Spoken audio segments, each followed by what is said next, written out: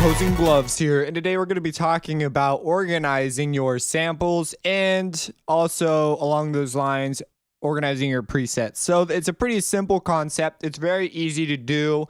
When you get a lot of samples, it's important to do this. You can do it at different levels. It's very simple though. So you have your samples over here in your library. So if you don't know how to get your samples into your library, hit F10, go to the File tab, simply put them in a folder and then load that folder up. Now, one of the things I've done is you see here I have two folders. Honestly, this folder will one day exist inside this folder because it's dumb to have them as separate folders. But this folder is actually on an external hard drive. It's complicated because I'm always moving between this computer and my laptop. So what I do is I put all my stuff inside a folder called Project Files. These are all the samples I use, with the exception of Twisted Tools because that's new. So that way, if I ever need to install something, or I'm working in another DAW, or I go work on someone else's project at their place, and I want my access to samples that I'm familiar with, then I'm going to just, bring my hard drive, pop it in, and bang, I got all my stuff. It's right there. The way to load them up might be different, but oftentimes you can link a file with samples to register inside the DAW's browser, which is a really, really great thing. So when you get to this level, you will notice that each one of these folders and all its subfolders will appear. So having libraries like this can be very counterproductive if you have a lot of them, especially if you need to go through and familiarize yourself with them. Familiarizing yourself with sample libraries is something you should do regularly. You just go through and fart around with the samples in there, get used to having them. That way, when you need them, you have an idea of where you can grab something that you want. You're like, oh, I know I have this sample in this folder. I'm just going to go grab it. Now, the thing about this is when you do this, you can take things like I used to have a couple separate kick folders up top, and I have this 808 drum kit. I could honestly probably put these underneath. I could go genres and put like, I don't know, 90s rap, modern drum hits, dubstep kicks. I could go dubstep or EDM and then go into genres like that. And then I could use my snap settings to change it so that I could immediately be in the folders that I want. And that could be a great way to organize it. You could just come up with a system. And it's important to sort of, at first it might be kind of hard, but sometimes it's worth going through something like this and a sample pack that was already pretty well organized, and rip apart its file structure and make your own file structure according to your system. So every time you buy a new sample library, you have to become familiar with it because you're going to put it in your file structure system. That way you can put the samples you really like near the top, and the ones you don't like, you can rename them. So naming conventions. Let's talk about naming conventions. So on this computer, I don't have as great naming conventions just because I haven't spent as much time working on it as I do because I'm just not here as much as I used to be. So if I open, you just right click and go to open. It will open up this. Now, some of the naming conventions you may consider are, you can see here, I've got all these like different things going on here. And some of them you may consider is you want the samples that you like more. You could like, let's go to kicks. Let's say that you have a kick that you really like. Well, you simply put O1 in front of that kick, so it appears at the top of the list. Your second favorite kick, you put O2. Some sample libraries actually allow you to rate them yourselves, and I believe if you use Windows, I believe there is a rating, and you can rate it yourself. However, this does not appear in the browser, so this would not be worth really doing if you work with FL. I believe in Pro Tools in the browser workspace you can though. So yeah, that's a really great way to sort of go through. Don't quote me on that Pro Tools thing. I have to go look it up to be 100%. But usually they have stuff like that available to you. So yeah, that's one way you may consider reorganizing your library. As you do it, you will get just like loads faster. I used to have several additional folders and I got rid of those. This one, Dyro Razor Music Sample Pack, I should really dissolve that into other stuff. You'll notice here that I have a kick folder, kicks. And this is just a couple folders that I stumbled across on like Reddit. Someone made a big kick sample pack. I go in there occasionally. It's kind of a cool thing to do, but I'm usually pretty solid with the sample packs that I paid for because I specifically paid for them because I wanted what was in them. And yes, now Twisted Tools down here, you'll notice that it's empty right now. That's because my drive is not even plugged in. You see, it's part of my L drive. So yeah, so anyways, you come in here and you can add a whole load of folders. Totally don't recommend doing that, but you can totally do that if you want. There's a way to make them register your samples underneath packs. And I believe all you have to do that, because right now it's green, indicating that it's just like a folder on your drive. What you can do is you can open up the packs area and you can just load up some packs in here, and then they'll appear as packs instead of just random files. But I don't like doing that because it's a little less convenient than the file tab right here. Now let's go over to presets. Presets work on the same principle. So you'll notice, let's go over to, let's say, Harmer, right? And if I right click, mine is like a nice list. I love this list. There's another option. It's this thing. I do not know why anyone would choose to do this, because it just seems silly. Like, good luck finding what you want efficiently. So you go to tree display down here and it will bang. Now it's a nice little list. And it follows your file structure, same as before.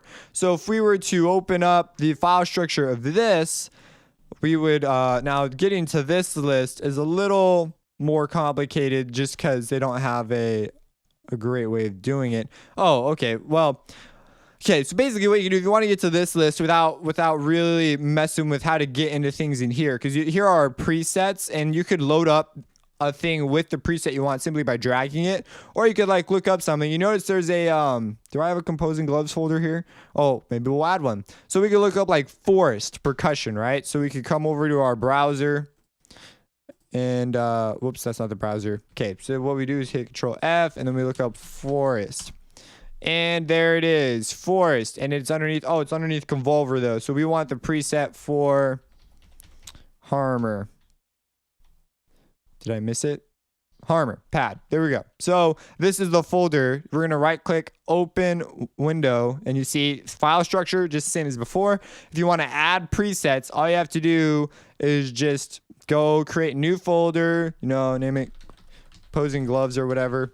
And now that folder will pop up. So when I save presets, they'll appear here. If you have presets that you'd like to move around, maybe you brought a preset pack and you want to sort of put things together so that it's convenient and your list doesn't become this stupid long list of a bunch of irrelevant terms. It's a very, very powerful workflow tool. I tend to just make things for the projects as I go. I should probably save them. I probably have a number of things that I've made. Could make a whole sample pack preset pack release or something. But if you want to save, let's say that like we make a, I don't know, a pluck sound.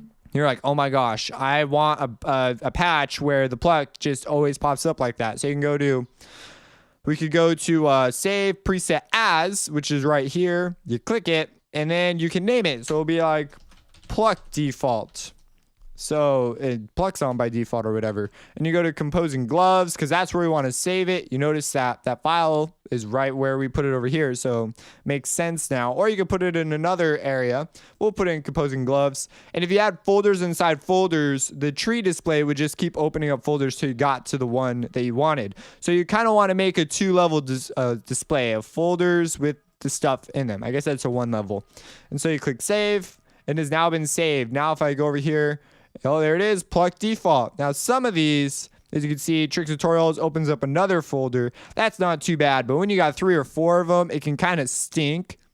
So you want to make sure that you make folders that are, you know, worth making folders for. And this works for every plugin in FL. Now, if you're dealing with, let's say, for example, Massive or Machine, what the heck am I freaking doing?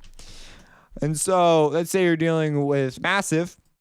Well, the way you open up plugins presets in here is a little bit different because they have this whole, and you see I do have my own stuff in here. I have gloves, bells, and freebies, and I have 2 other folders on my laptop that I go to occasionally. But what these are bad weather and ice cream. You have to load these differently. Most plugins are a little bit different. In order to get to the file structure in here, I have a whole video on it. Go look up how to load up a preset bank in Massive on my YouTube channel. You will find it. And so you can click here and you can load things and whatever. But if you want to like get into these sorts of folders, you got to find wherever you installed your synth, and then you got to navigate to where the presets are stored. The same thing. It's just a file structure. And then you go in and you put your stuff there. And you got to make sure you put it in the right spot. That way it recognizes it as a bank name. Now, if you make your own, now that's if you're loading someone else's. If you make your own, most of the time, the synth itself, what you do is you just categorize it using the attributes, and then you hit save as, and then you're solid.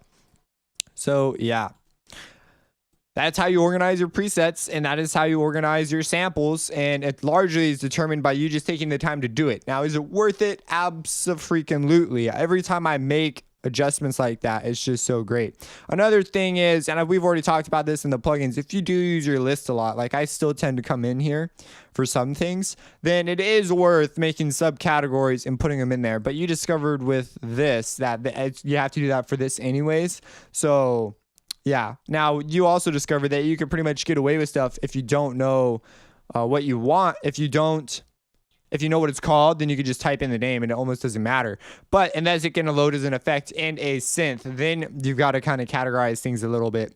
But another thing I like about the list, I didn't make a big defense for the list, but here's something that the list can do that I kind of find useful is you can kind of open it up and just peruse in a way that I think is a little more intuitive than this giant scary like interface thing. I mean, you could peruse here too, so I guess there's not really that big of a difference, but I like doing it in the list, specifically when I'm on the browser, and it will allow me to just say, oh, you know what? I do have that plugin. I forgot I don't use that one very much. You know, that kind of a thing where you're a little more aware of all the other plugins that you have. And you can say, oh, I could try messing around with the VC2A, and that could be kind of interesting, or the M utility, or vocodex. Like I don't use that one that often. So that's a defense for the list. But if you know exactly what you want, I don't think it's like the most effective way. But as far as the inspiration workflow goes, that might be a cool thing to open up the list every now and then and check out what's in there, as opposed to always looking at this, because this may not be the best. However, you will get somewhat of the same effect through this system, because as you go, you're like, oh yeah, I forgot I have Fruity Granulizer. I like hardly ever use Fruity Granulizer, and I don't know why there's no image for Fruity Granulizer. That's weird. I thought FL took care of all the basic stuff, but you know, that's okay. It probably had something to do with FL 12.3 when they did a vectorial redo of it. I bet it used to have one, but I can't say that for certain either. If you have any questions, let me know. Subscribe, support me on Patreon, and have a blessed day. Hey, Composing Gloves here, and this is a Sounds Like video. And today I'm going to be showing you how to make this sort of a sound thing. And you can do a lot of variations on it. And it's really, this filter envelope is so darn touchy. So this is the bass sound I had. It's from Pink is Punk in